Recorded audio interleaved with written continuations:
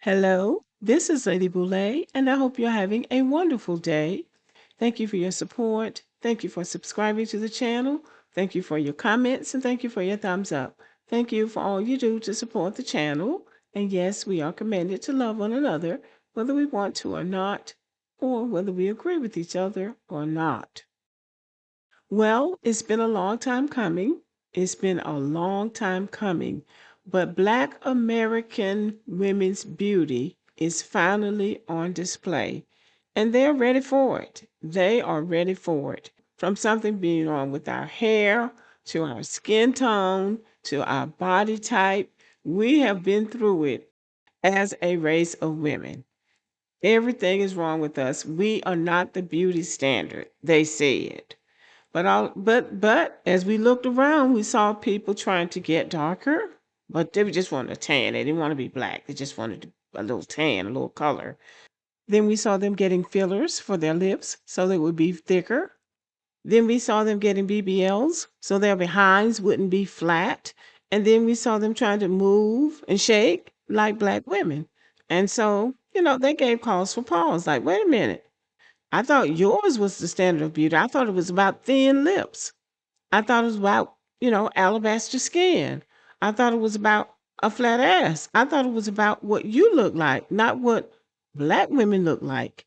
But increasingly, that's what it has become. I remember Lena Horne, the late Lena Horne, the black beauty of the mid 20th century, saying that in Hollywood, they didn't have the right shade of makeup for her. So she complained to a makeup artist, and he decided that he would create a foundation just for her skin tone. Now, she was very light skinned, but she was still darker than the white actresses. So she needed a foundation that suited her complexion. So the makeup artist promised to make a foundation for her. So the makeup artist created the foundation, and guess what? A white actress wanted the foundation, so the white actress named Ava Gardner found out about the makeup and wanted it. So Ava Gardner ended up with a makeup that was supposed to be for Lena Horne. So even in that, she couldn't have the darker shade of makeup to fit her complexion. It went to a white woman so she would look darker. Go figure. The beauty was always there. The fashion, the style, the carriage was always there. But it's just that black women were operating under such challenging circumstances that our beauty standards and our beauty care were limited and also on the fly. Black women's beauty has been suppressed due to systemic racism, Eurocentric beauty standards, and cultural exclusion that devalued black aesthetics while promoting whiteness as an ideal. Now, we already know that. But where does it come from? Slavery and colonialism, like everything else.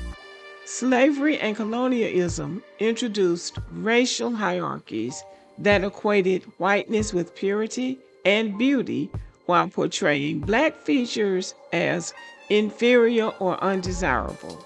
So when you see these posts that say black women are the least desirable, that comes from conditioning.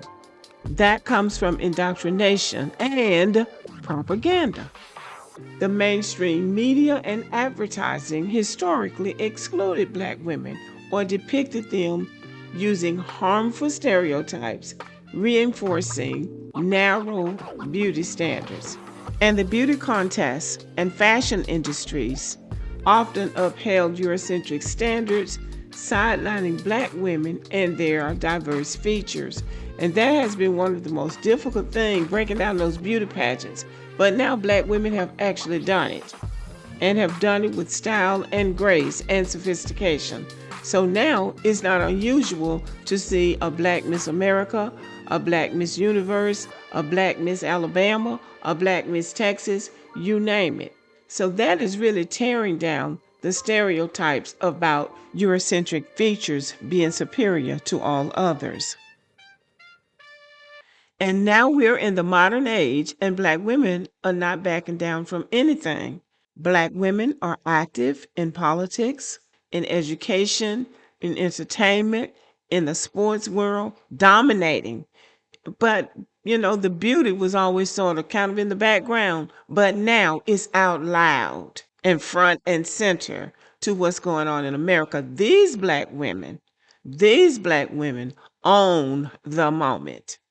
And when we see how modern Black women operate in the world with their beauty, we understand why it was so important to suppress that beauty, because it's unforgettable and it's undefeated.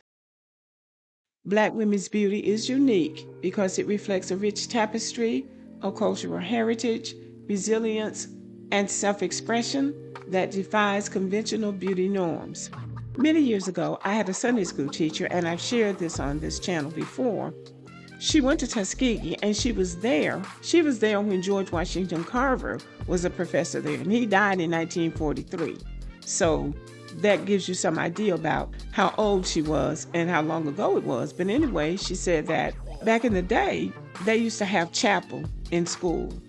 You had to go to chapel sometimes for special events, like if it was a special observation, a holiday, a special observance day, or if there was a special speaker coming to the school, then you would be called to chapel. She said one evening she and her friends were in the dorm playing cards. The class hours were over, so they thought they were free for the evening, but they got the call to come to chapel, and they didn't want to go, so they were upset. So they begrudgingly got ready and went to chapel. And when they got there, there was this woman sitting on the stage, and she said she had on a fur wrap that reached all the way to the floor. And they said they started laughing at her because she was very dark-skinned and unattractive. She said they were snickering and saying that was the ugliest person they had ever laid eyes on. But she said when the lady got up to speak, as she spoke, she began to change because her message was so motivational and inspirational, and she was so articulate and intelligent that as the lady spoke, she became a beautiful person. She said by the time she ended that speech, that was the most beautiful person she had ever laid eyes on in her life. And it was Dr. Mary McLeod Bethune, founder of Bethune-Cookman University in Daytona Beach, Florida. So for Black women, beauty has never been just about what you look like on the outside, but it's also been about what you are like on the inside. Your intellectual and spiritual beauty have always been a part of our total beauty. And I'm just going to add this. Growing up in a small town, as y'all know I did, there would be women in the community that were not really considered conventionally beautiful. Sometimes they would be very dark-skinned. Sometimes they would have very broad features, big lips, and wide noses. But those women, almost to a woman, were married, and they stayed married, and their husbands were faithful. They were good cooks. They kept their house clean. They were dutiful in the church. They were dependable. They were rocks of the community. So beauty really is not just about what you look like on the outside. And Black people used to recognize that, and I think some of us still do. Black women's beauty is a powerful blend of cultural pride, resilience, and self-expression that has shaped global standards and inspired generations. The beauty of Black women transcends physical appearance. It's deeply rooted in history, identity, and empowerment. Black women's beauty has indeed evolved from slavery through Jim Crow, through civil rights, and up to modern times. Today, platforms like social media amplify Black women's voices, allowing them to share their beauty journeys, challenge stereotypes, and inspire others. Black women's beauty is not just something to behold, it's something to honor, learn from, and celebrate. Black beauty has come a long way, but not without a fight, not without us challenging the hypocrisy that beauty standards can sometimes present. But anyway, Black women, being the resilient creatures that we are, have fought for everything that we have wanted, including our beauty. Okay, y'all, let me know what you think about this video. Thank you for listening and have a good evening.